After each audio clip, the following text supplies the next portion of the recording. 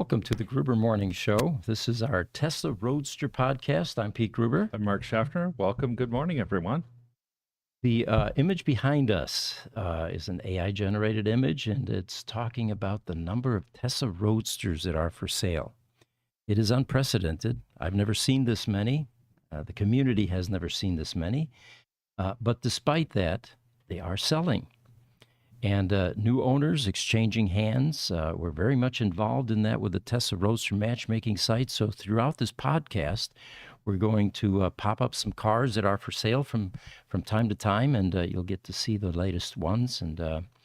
But I think AI did a pretty good job of representing this glut of Tesla Roadsters currently. Yeah, and what's exciting to me is seeing the number of Tesla Roadsters, not that are for sale, but that are selling. Yes. It seems like, yes, there's a whole bunch for sale, but it seems like the market of Roadsters that are being sold is also picking up. There's an exchange of ownership that's taking place. We also like to post things about our community, events that have taken place, Tesla Roadster meetups, things like that. And people are beginning to send us that information, both images, timelines, and we will both promote that for you and also display some of the event images. One of them actually is from Germany. It's an area called Baden-Württemberg, which is in the southwest of Germany, near Stuttgart, which borders France and Switzerland, also known as the Black Forest region.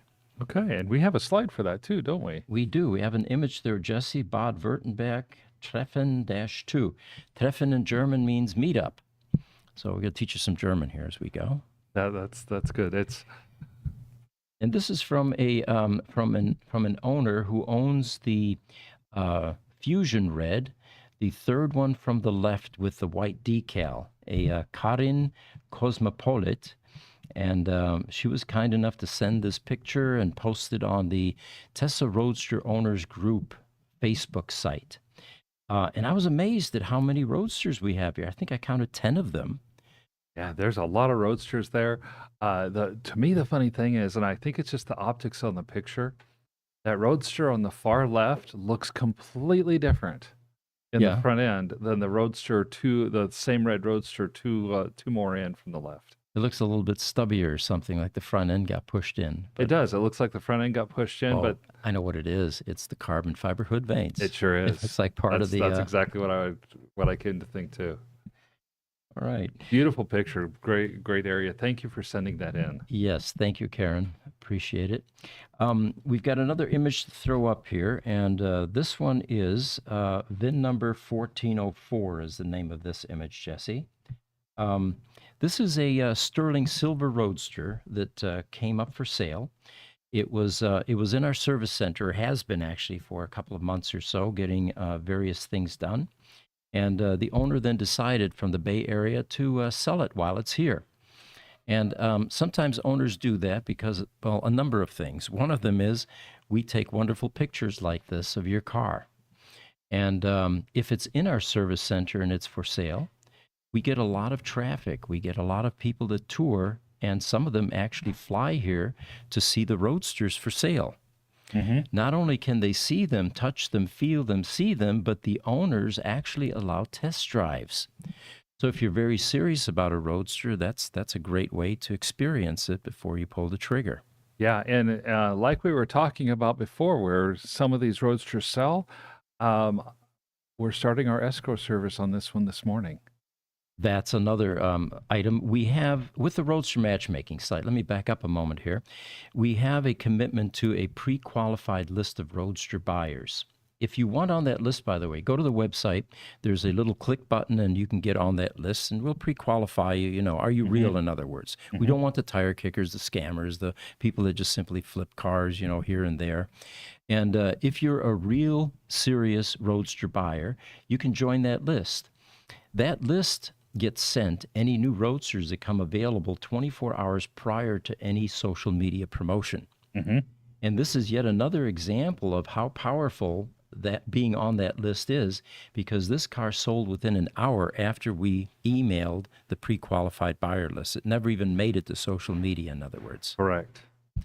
It ended up selling. It was, well, the asking was 85,000, and we typically don't disclose what the final price was because that's between buyer and seller, Right.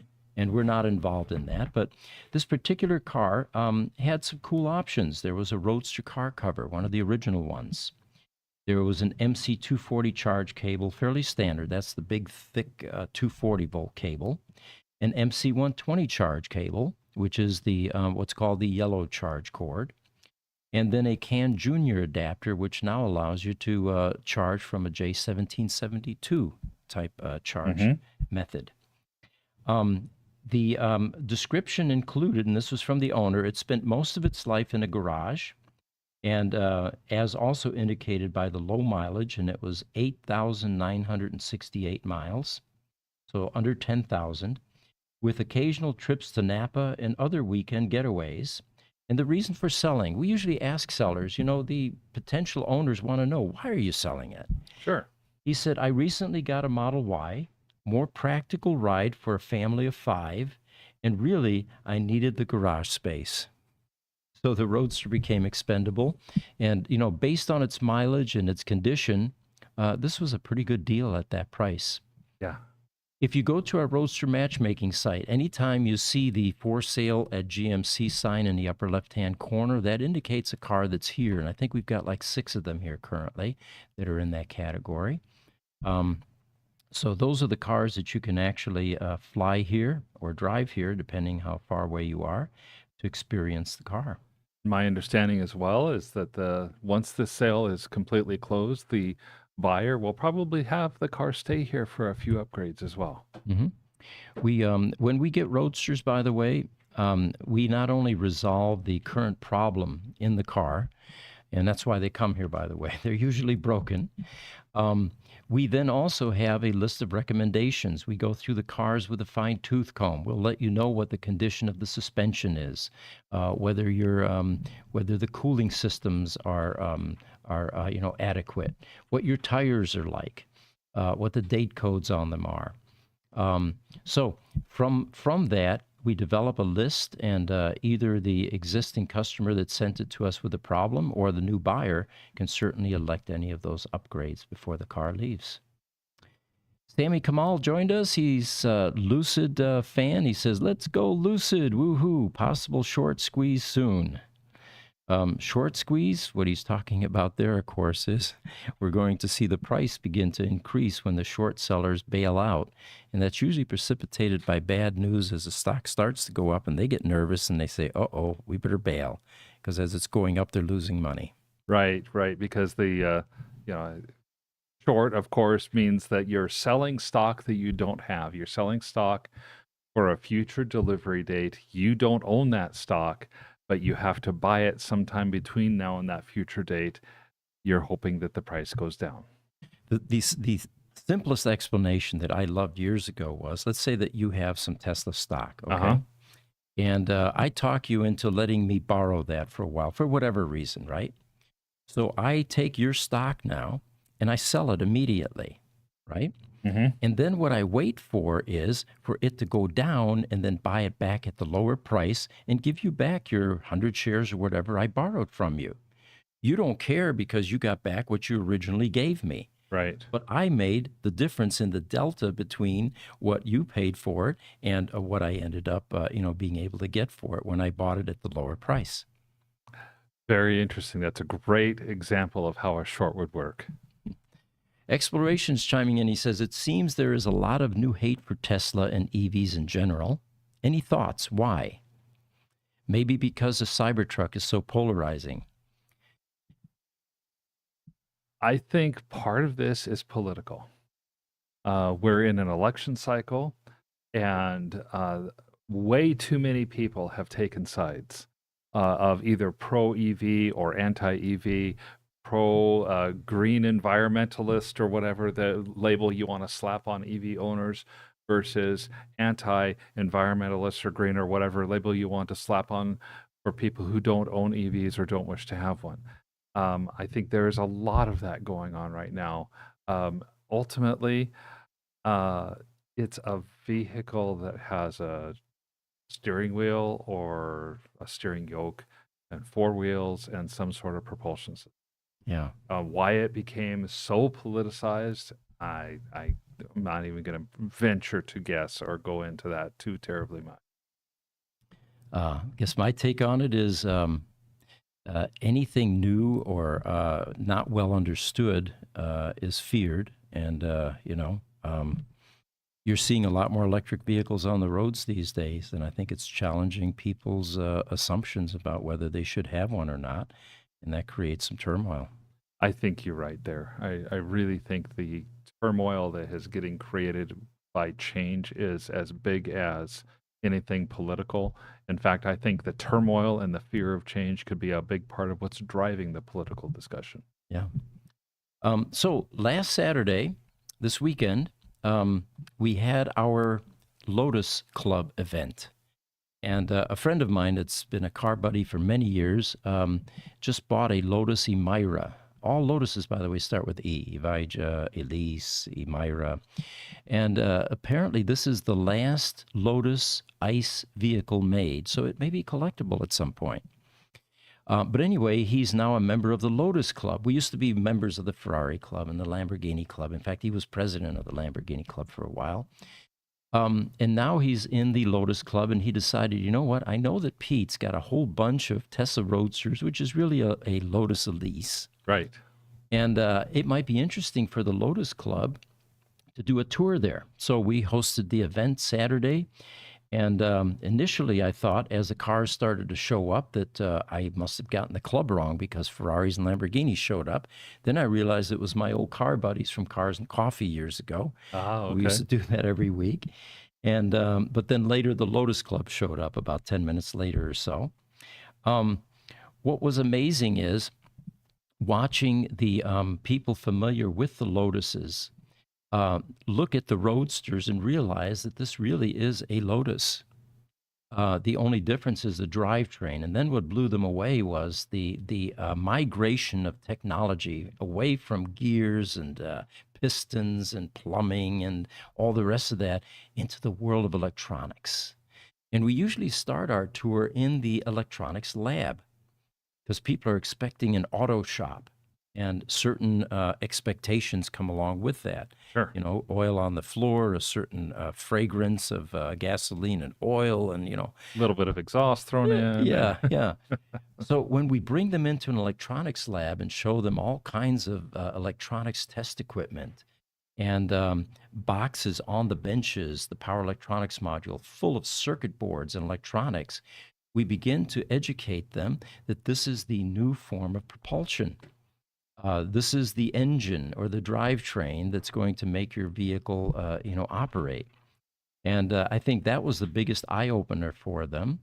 Then once we got out into the service center, they saw cars up on a lift. They began to see similarities. The suspension components, for example, the control arms, the toe links, tires and wheels, of course, and brakes, and no exhaust. Then we Yeah. showed them where this 1,000-pound battery goes in the Lotus Elise. By the way, the similarities between the Lotus Elise and the Tesla Roadster are cosmetic.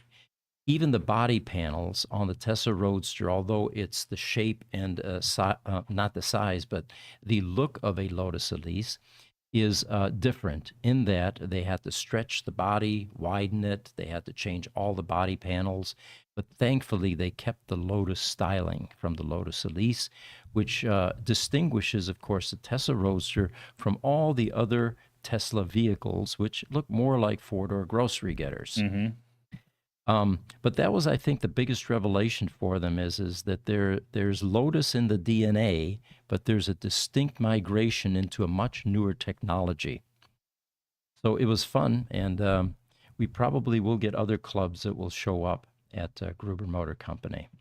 Did you ever did you get any pictures of the Lotuses next to Roadsters or anything like that? You know, they were parked out in the front parking lot, and our service center is so busy, there's just no room for any additional Right. vehicles. Now, once we get the storage facility finished, we'll talk about that in a moment too. How is the EV Preserve storage facility coming along? Then we'll have a bit more space. But at this point, the Lotuses were out in the front. Okay. Yeah. Aaron actually posted a video of the all of the attendees inside the service area there and in the lab. If you're interested, it's out on Facebook currently, Instagram. Yeah, it's in our we have 2 Tesla Facebook groups, so it's in there right now. And then I think the regular Facebook Gruber Motor Company page should be out there in the next day or two, and then it should be up on Instagram probably after the show today. Okay. Thank you, Aaron. Obertowski joined us. He says, hello, Mr. Gruber. Tesla cars are rapidly losing value in Ireland. At this stage, it seems like Tesla is one of the cheapest secondhand cars, 2022 Model 3 at 22,000 euros. Nobody really wants these cars. Now, that's surprising. My take on that is that we've got to take into account the dramatic price decreases that have taken place, especially since the beginning of 2023. So a 2022 Model 3 probably sold somewhere between $50,000 and $75,000, or which would have been between 45 and 65,000 euros or thereabout. Fast forward, that same Model 3 in 2024 is going to be 35,000 to about 42,000 euros. And so seeing a 2022 go from 35 to 22, if you take the current price new, you realize that's not nearly as bad a depreciation as you might think. I do agree the used car values for these Teslas is incredible. You've got a vehicle that is a fifth of the cost of gasoline to try to fuel, far less in general than gasoline cars when it comes to maintenance. But at the same time, you've got that perception of, I had a car that's way up here in price and now it's way down here. Not really, because the new cars have gone from up here to there. And of course, what we find is we are buying Tesla Model S's when we can, and we put them into a lease program for recurring income. The amount of maintenance required for those cars is minuscule compared to any ICE vehicles. And we have those as well in our fleet for the field engineers, for example. Yes. We're talking oil changes, tune-ups, you know. Yeah, so we're enjoying the reduced maintenance with EVs. Got an image to throw up here, Jesse. It's called ESS Pack Plumbing. And if we want to grab a couple other questions. Yeah, there. Exploration also has joined us and said the $100,000 Lotus Emira has the same base 3.5 liter V6 engine as the Toyota Camry. Yeah, it's embarrassing, isn't it, when you think about it? That kind of is. And I went ahead and looked up the weight on the two cars to see, what kind of difference in weight do you have? Is the Camry a whole lot heavier to give the Lotus a lot better? Not really. Yeah. The Emira is between 3,100 and 3,300 pounds. The Camry is between 3,200 and 3,400 pounds. Well, my friend that bought that that Lotus Emira has owned a number of exotic cars, and the most memorable I recall was a 1996 Lamborghini Diablo with a 12-cylinder engine. So the Lotus Emira is definitely a step down in terms of horsepower, and but the styling on it was cool as could be. Well, isn't the Emira designed to be a little roadster style car anyway, though? Yeah, good point. Good point. And that's going to be a big difference between that and the Camry. Your roadsters are not necessarily designed to be super, super fast. The Tesla Roadster got that way because of the EV powertrain, not because of any intentional styling. Highlander's chiming in. He says, we will have Roadsters at our Muskegon, Michigan meet event. It's primarily Teslas, but all EVs are welcome. It's June 15th and 16th with plenty of guest speakers. We're also going to be plugging or talking about some events here later on in this podcast. So, again, let us know which ones you would like us to promote. We've got the Euro Tesla Takeover event happening actually in a week and a half. It'll be May 25th and 26th. I will be there. We'll do a live podcast from there. They're expecting 1,000 EVs in just outside of Salzburg, Austria, in the Alps, in the rolling hills. Well, we're getting the times really nailed down for that. I do know that EV event on the 25th is from 10 a.m. to 6 p.m. European Central Time. And so this next week, we'll announce for you the exact time of our podcast. We're thinking it's going to be somewhere in that 6 a.m. to 8 a.m. Mountain Standard Time frame, which would be late afternoon. Kind of depends on when you're speaking there. Right.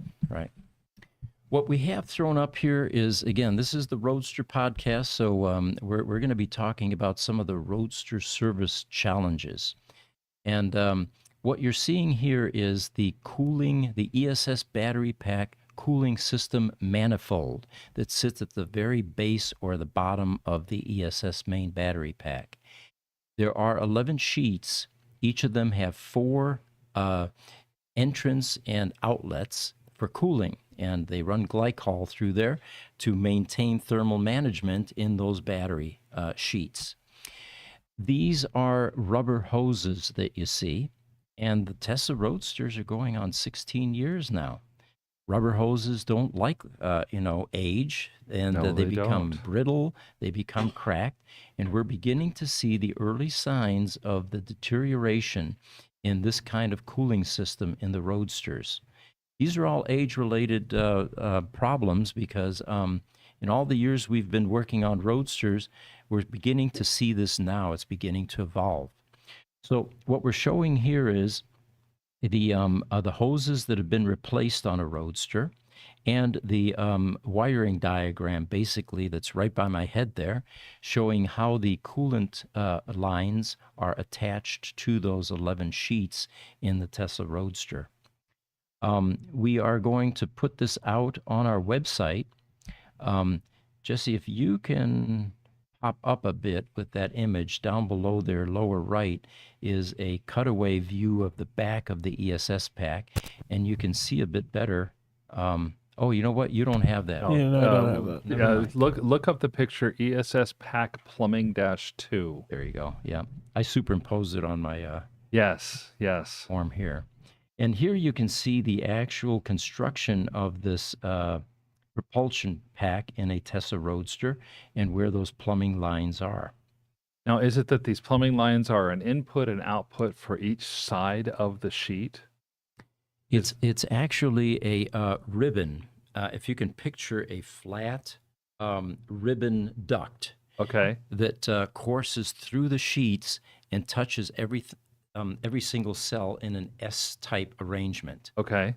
So inside the sheets now, you are actually cooling every single cell, and as you're providing thermal management, of course, you have an input and you have an output side. There are little nipples for them on the bottom of that sheet, and those hoses then connected to a manifold for an input and an output, which then takes you over to a pump or a couple of pumps in the 2.X Roadsters on the passenger side quarter or inside the passenger side quarter panel.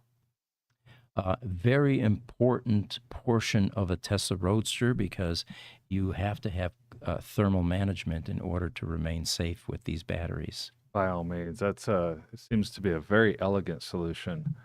So what we're working on now is we're going to be developing a kit that can be purchased. These could be replaced by either the service shop of your choice, or by Tesla Service Center, or even by yourself if you're mechanically inclined. And we will have complete manifolds with all of the clamps and the hoses attached, so you could do your own replacement and upgrade to your ESS pack. So in other words, this is a type of replacement that you can put your car onto a lift and not have to drop the battery pack to get to these. Exactly, correct. Yeah, Very makes cool. that makes it user repairable. All right, although there is someone in Texas that actually dropped his own battery pack. My hat's off to him. We're talking about man. 1,000 pounds of battery pack. Yeah, my hat's off to him as well. Wow. So, staying on the topic of what's happening as your Roadsters age, what kind of service issues are we seeing? What kind of trends are evolving? Here's another one. What I have here, and we've got an image here, Jesse, that we could pop up. It is called Switch Pack Under Dash. Underneath your driver's side dash is a little black box, literally like this. Input connectors, output connectors. And what's inside this little black box, and we'll see it here under the dash here in a second. I'll wait for that to pop up. It might be a little bit more relevant once we get that up. There we go. To the right, what you're seeing is a cut-off steering wheel or steering column. Mm-hmm. Upper middle is where this little black box resides. And on the bottom there, you can see the driver's side fender. And of course, the windshield and the VIN tag is right there. This little guy sits underneath a black dash typically. I can't hold it up here. There we go. All right. Well, it's right there. You can see it. And we actually did some temperature analysis. In Phoenix right now, we're not quite into triple digits yet, except for today, I think. We were in the high 90s. Yeah, we were 97 or 98 yesterday and be about 100 today. So what we did was we did some data logging. We put some probes by the switch pack underneath the dash to see what kind of temperature extremes this switchback or this little black box would be exposed to if we left the car sitting outside in Phoenix, Arizona, before it reaches the triple digits. They recorded temperature of 177 degrees Fahrenheit. Now, what's inside the switch pack, Jesse, we can get rid of that image and then I can hold up this circuit board. There we go. What's inside that black box is a circuit board that looks like this. You can see the input and the output jacks and sockets. Fortunately, there are no electrolytic capacitors on this, at least the large ones that will dry up. But there is a microprocessor here. Then there are what's called MOSFETs. Those are metal oxide semiconductor field effect transistors. And their function in life is to switch heavy loads. What this does is it eliminates the need for big, heavy switches like for your brights. Do you remember in the older cars, you had a foot switch? Oh, yeah. And that was good for at least 30 amps or so because it had to switch the headlights. Or you had switches on the dash, including dimmers. Those all had to be high current because they didn't have semiconductors like this that did the heavy switching. So what this does is it allows small switches in the car and does the heavy load switching on the circuit board using MOSFETs. The problem is these are semiconductors. And being exposed to temperatures like what we recorded, or even hotter when it gets into triple digits in Phoenix, Arizona, eventually takes its toll on these components. So what we're finding is we're seeing an elevated increase of switch pack type errors. The errors are the headlights don't work properly. Your turn signals don't turn on or work. The gear shifter switch buttons do not work reliably or don't work at all. And so anyway, at this point, what we're doing is repairing these, but we're coming up with a solution for this. And if we can go back to that picture, Jesse, where we show it underneath the dash. The name of that is Switch Pack Under Dash. What we're working on now is relocating the switch pack. Being underneath the dash, especially black ones, And cars sitting outside is a terrible place to put electronics like this. So what we're going to do is develop extension cords for those 4 sockets that you see there. And like the vehicle management system module, which sits underneath the passenger compartment footwell, out of harm's way, out of direct light, out of the heat, we're going to mount this underneath the driver's side footwell in some spot using extension cords to go back up to where the original wiring harnesses are. That's going to remove that hostile environment from this piece of electronics that is beginning to fail in Tesla Roadsters. So stay tuned. We're going to be putting items like this out on our e-store in the services section as well to make that available with descriptions as to what it does, why we're doing it, what the costs are, and all of that. Right. That's a fascinating piece of information because and it's that we've only seen these switch packs starting to fail.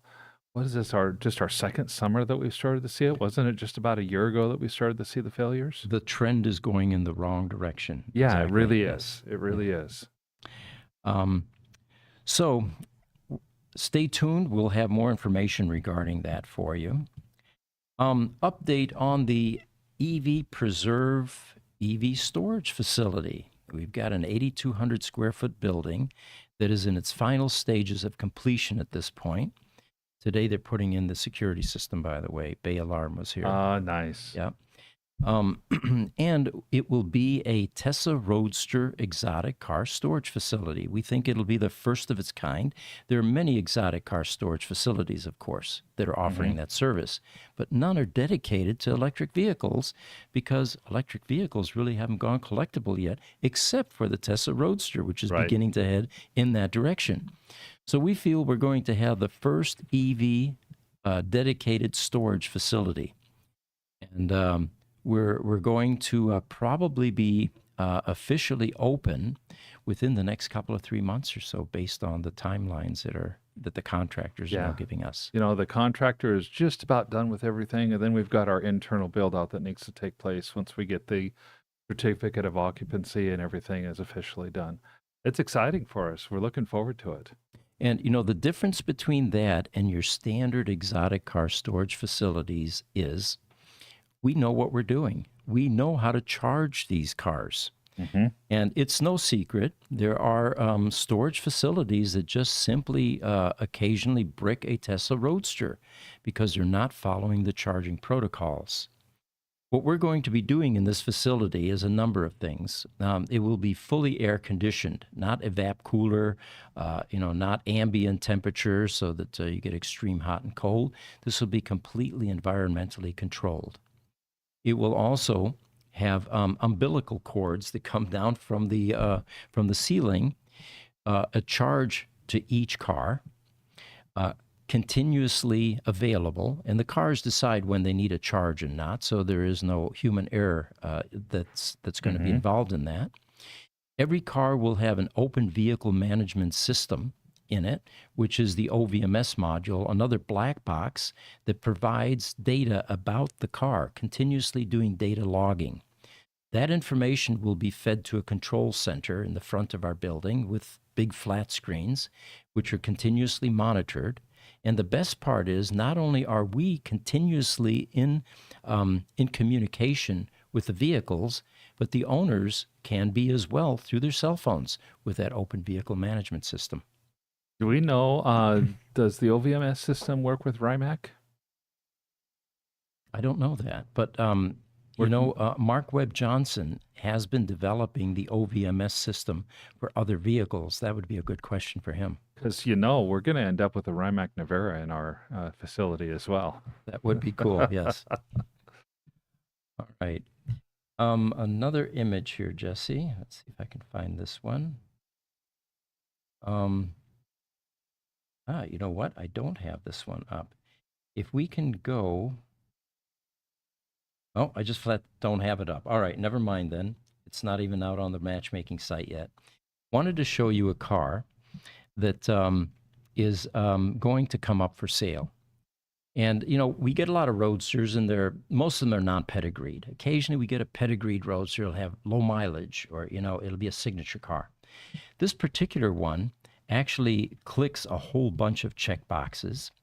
And this one is Tesla Roadster Signature 100 VIN 18. It is a signature green color, which is rare. We went out on the Roadster registry, and we found 17 listed in the registry. I reached out to Thomas West, by the way, who occasionally watches our podcasts, and he tracks a lot of this to find out how many were made in signature green, and I don't have a response yet. If you're watching, Thomas, feel free to chime in. We'd love to get your take on this. It is a very rare color, but the other part of it is it's also very low mileage. And I thought I had the image here. I'm saving the image off on our background. We'll have it in a moment. Perfect. All right. It is a stunning car. It really is. Just under 5,000 miles. It has a full PPF body wrap that was just applied last month. And when you feel the car, it has that buttery, smooth, new PPF feel to it. Oh, wow. Look for Sig Green. It's a JPEG file, and see if you can find that. Yep, there it is.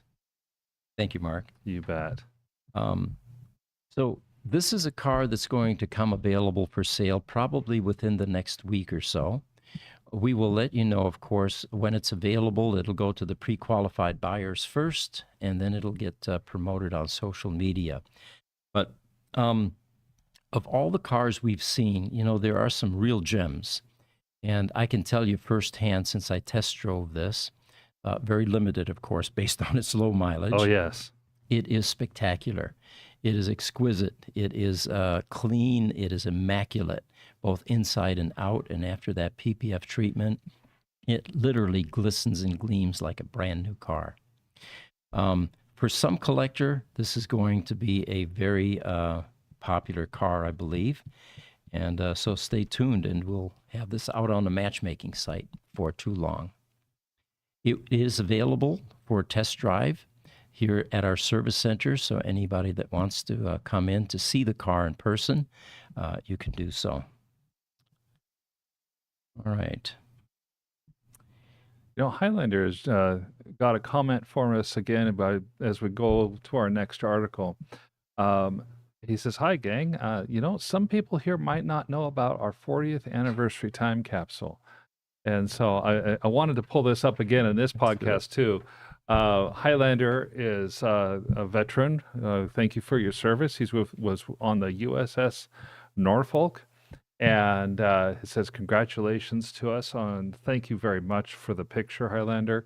Even his daughters, I do believe it's Ellie, Hudson, and Annie also signed it. So we really appreciate you doing that. Our 40th anniversary celebration party is going to be on Friday.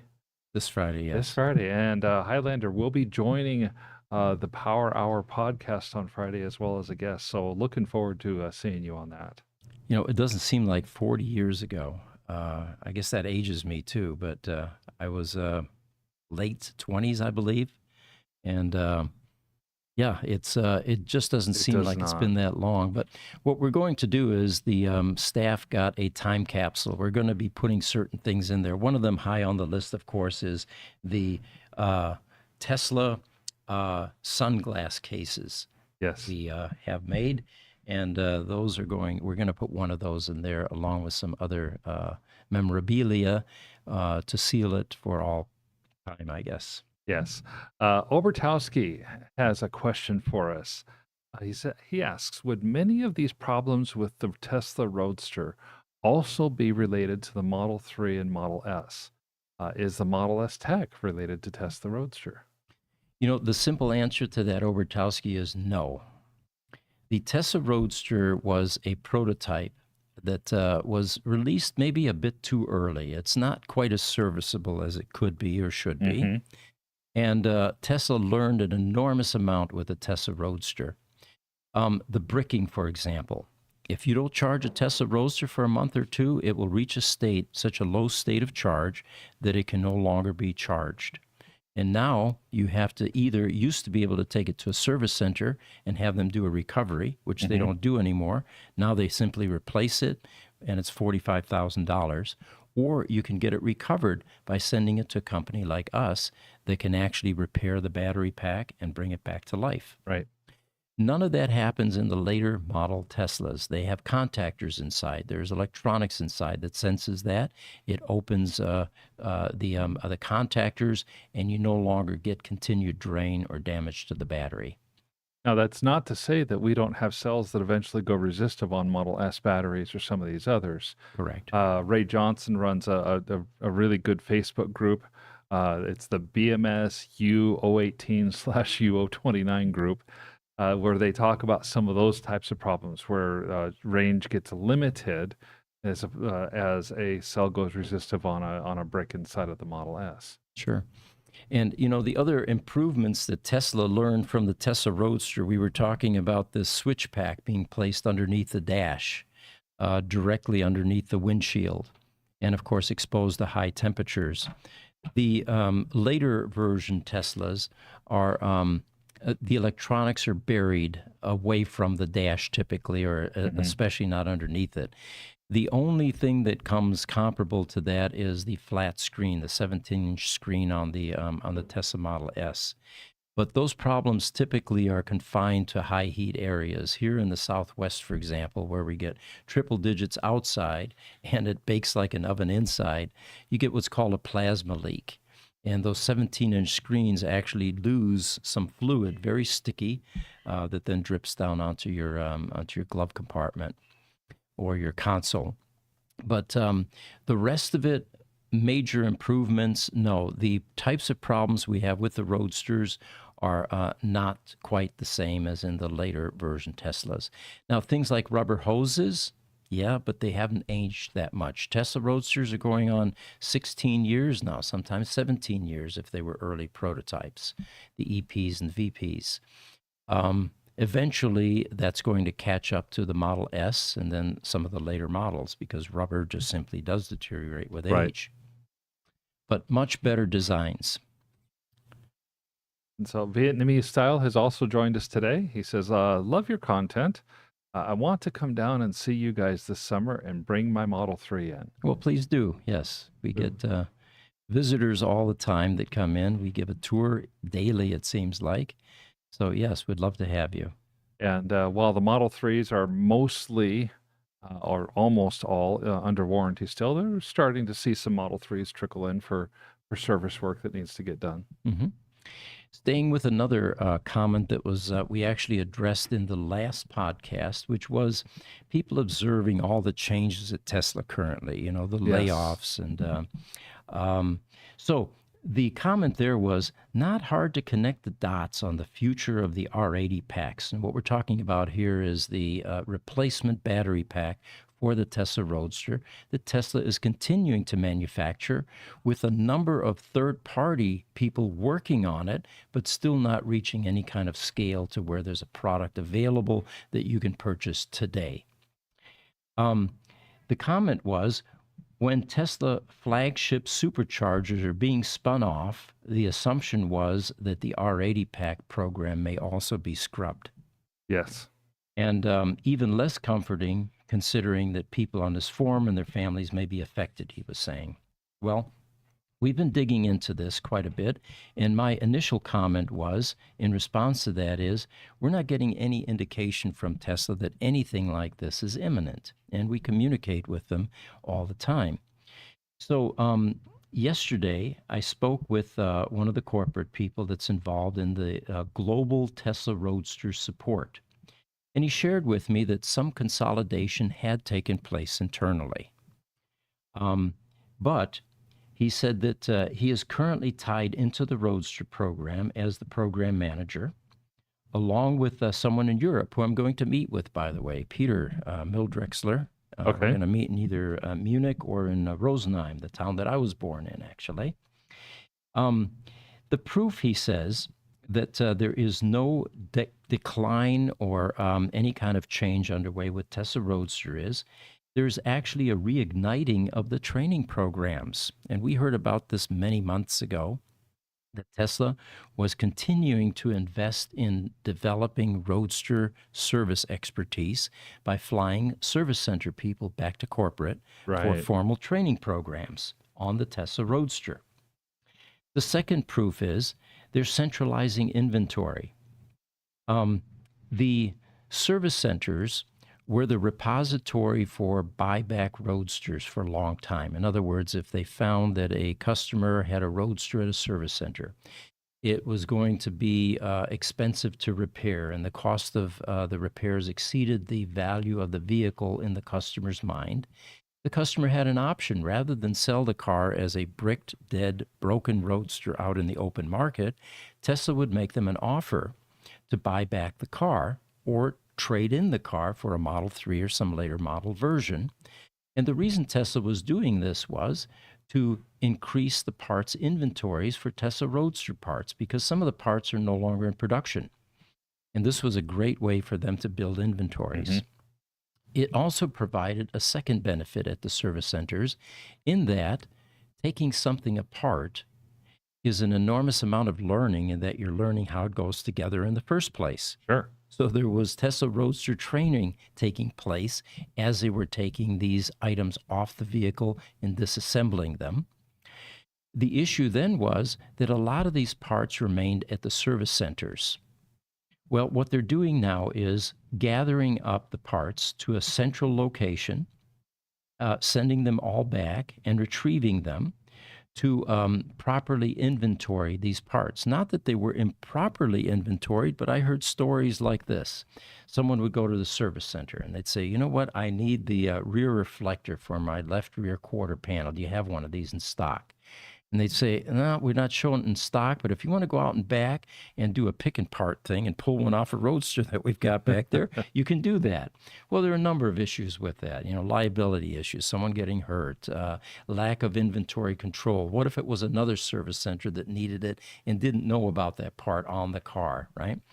So what they're continuing to do now is to create a centralized parts inventory for Tesla Roadsters. Now, think about it. None of this would be taking place if they were going to stop support for the Tesla Roadster. Right. Or if they were going to discontinue, making battery packs for the Tesla Roadster, because there are no options out here at this point for people to get their batteries replaced in a Roadster. The other thing that we found really rewarding is Tesla recognizes that we do a lot of reverse engineering. They oftentimes come to us for parts. We're partnered on developing old vendors or finding new ones. And occasionally we find that there is documentation that is lacking with the DC to DC converter, for example. We had asked Tesla some time ago. We found the vendor that was making the original DC to DC converter, but unfortunately, they're not able to give us that schematic because it's proprietary. They have an NDA with you, and they need a letter of authorization. Well, it took us quite some time, but finally, a couple of weeks ago, we called again, and they said, yep, Tesla called us. They said it's okay to give that to you, and now we need to find it.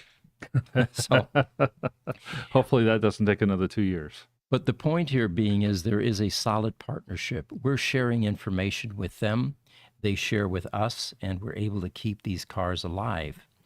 They were really intrigued when we began to talk to them about the fact that we're using artificial intelligence for diagnostic information and maintenance on the Tesla Roadsters.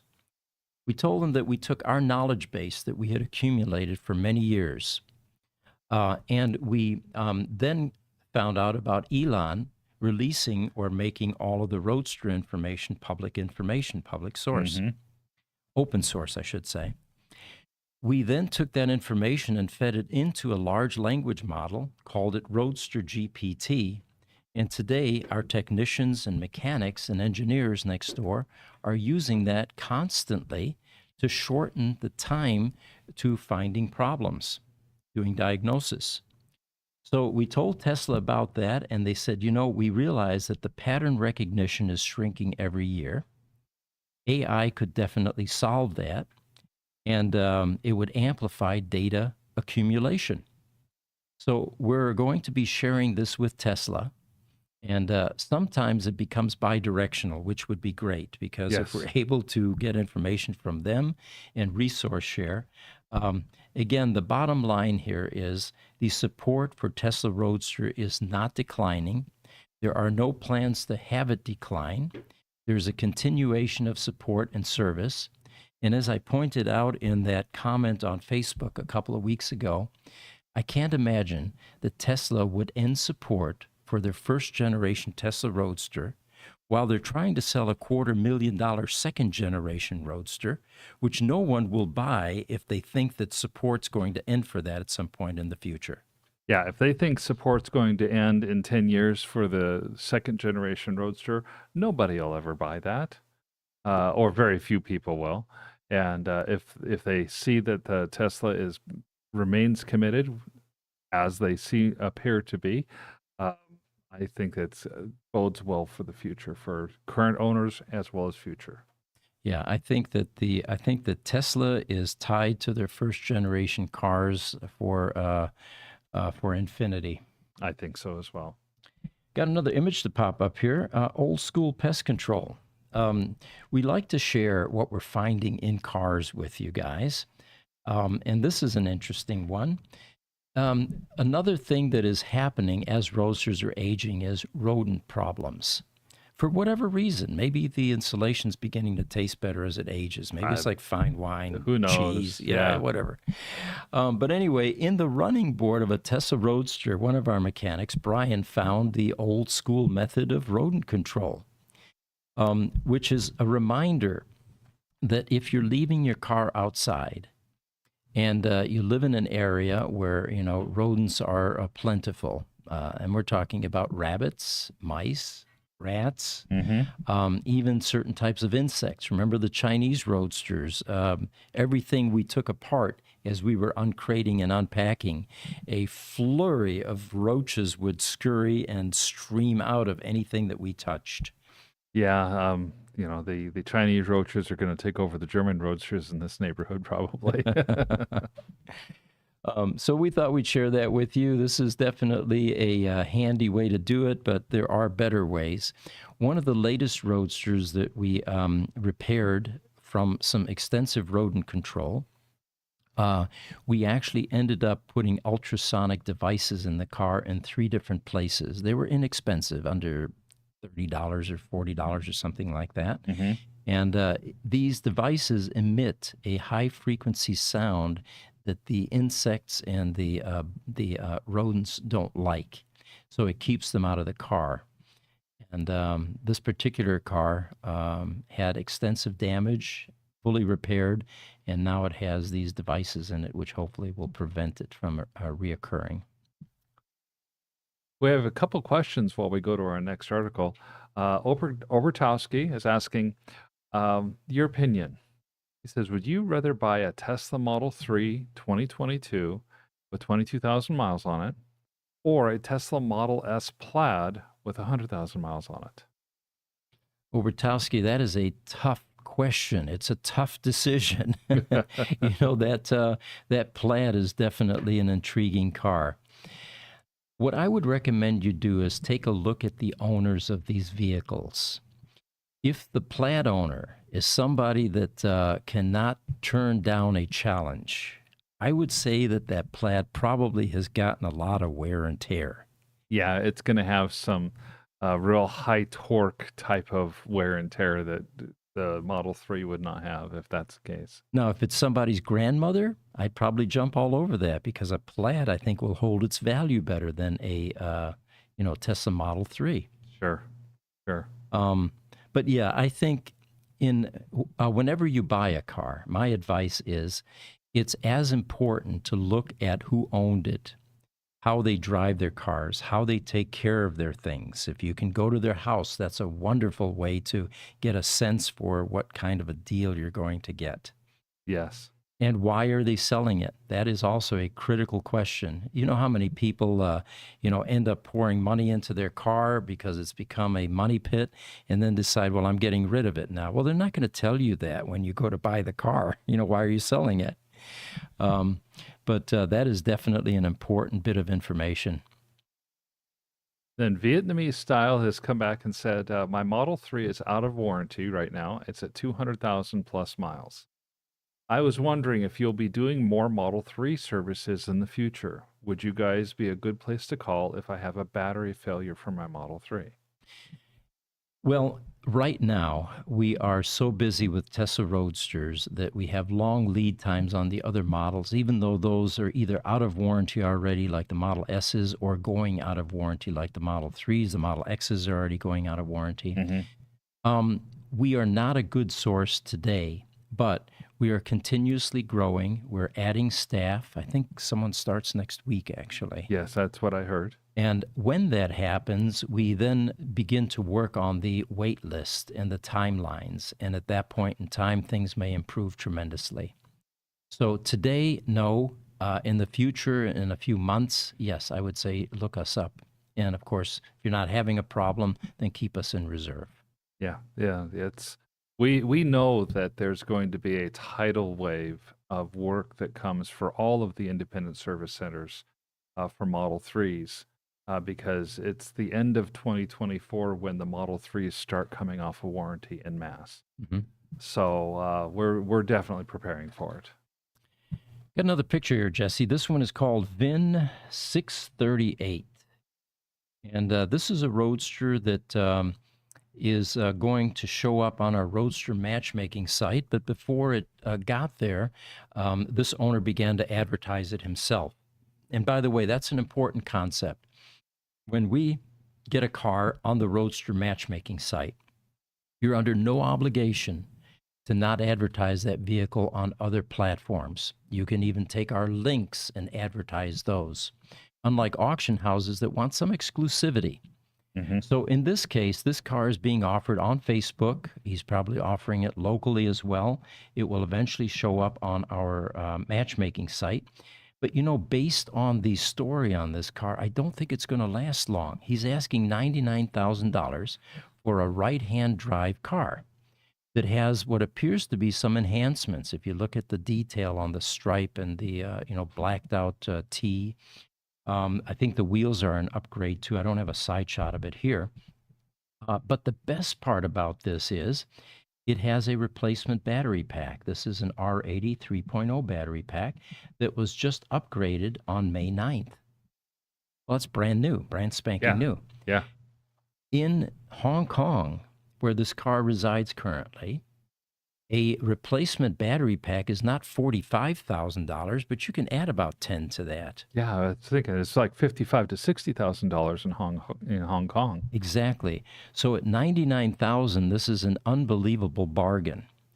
Now, will there be enough people in Hong Kong that want this is the question. Here in the U.S., this would have gotten snapped up immediately. But it also comes with other enhancements. It has a visible carbon fiber hardtop. That's a $6,000 option, and they're very rare these days. He put the visible carbon fiber side view mirrors on the car.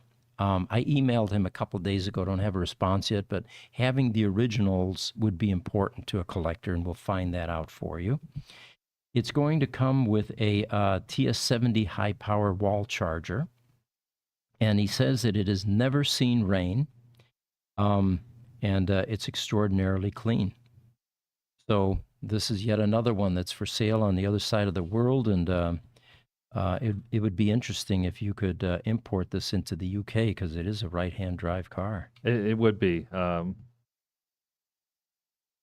even in the US, it would be a very unusual driving experience, but it would be fascinating to have a car like that. And it's a beautiful looking car. Yep. See, we've got another car here that we want to show. This one is, have it out here. This was a car that was found on Facebook, actually. It is a Twilight Blue Roadster with around 24,000 miles on it. Um, the VIN number is, I don't have that here. Um, it has 24,000 miles. It has a second generation R80 pack in it. There was an original one put in, and then that one was replaced. I don't have the details precisely as to why the first one went bad, but it does now have the second generation R80 pack. There it is, VIN 809. It is in Brentwood, Tennessee. And there's some question as to whether this price is going to stick. He's also selling it for $99,000. And when I spoke with him, I pointed out that, he's got $45,000 in a battery pack. Essentially, he's got a $54,000 car here for a fully functioning Roadster. Yeah, and Jesse, I did put a VIN 809 picture out on the image site for you to look at. Perfect. We Put can up. bring that up. Yeah. It's a beautiful twilight blue look. The picture makes it look almost black. Mm-hmm. The latest Twilight Blue that sold on Bring a Trailer fetched $110,000, which was uncharacteristic for Bring a Trailer pricing. They're usually in the 70 to 80,000 range, and this one went for 110. It had 5,000 or 6,000 miles or something like that, and it's going to Dubai actually. So we don't know if that was an anomaly, whether there were simply two rich guys that wanted the same car, Right? or whether a car like this will be able to reach that kind of a level as well. But anyway, if this may show up on our Roadster matchmaking site, so we'll have more detail and more pictures and more of a backstory. So keep an eye out for this one. Let's see, we have the, let's go to Foster-1, Jesse. One of the Roadster community, longtime Roadster community members, Foster Henderson. He has a Roadster, and he ended up taking it to the New Jersey Roadster Rally in Ocean City, New Jersey. That was May 11th on the boardwalk. And the whole theme there was Roadsters, various brands, various types. There happened to be two Tesla Roadsters there. And these are some of the pictures. Let's go to Foster-2, and we'll see Foster with his Roadster. And this is either a Thunder Gray or a Obsidian Black. I can't remember now. Foster usually watches our podcasts after he gets home. He has a full-time job, so he can't do these things during the day like we do. Yeah. But he actually placed one of 20, and they apparently loved his car. So he was pretty proud of that plaque. And he said they had a mile of cars. He brought his VIN 996, and the rest of the pictures here show some of the other cars. Apparently, this was a police escort on the boardwalk, so they had free reign of this area. At 12 p.m. to 3:30, people were enjoying the cars on the boardwalk, and the judging took place. By 4 o'clock, they were handing out trophy presentations. They had music on the pier, and then all the cars paraded off the boardwalk by 4:45, and Foster was the recipient of that plaque that you see there. The next one is Foster-3, and you can see some of the other Roadsters there. And then let's do Foster-5.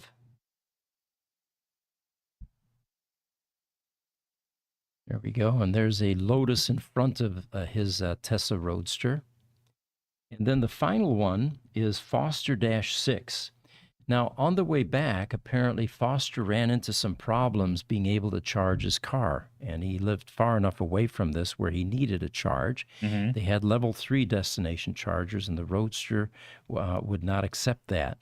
So what they ended up doing was using a Lucid Air. This is Viviana van der Lin's car, and they were able to charge his Roadster with a Lucid. So they did the vehicle-to-vehicle charging with the Can Junior, Mm-hmm. like we were talking about. I think it was 2 weeks ago. That's very cool. And actually, Viviana chimed in on Facebook, and let me read you what she had to say. She said, "The Lucid was quite handy. It helped charge both Roadsters." Now, hers was there as well. The one in the front there is a Thunder Gray that's been through our shop many years ago.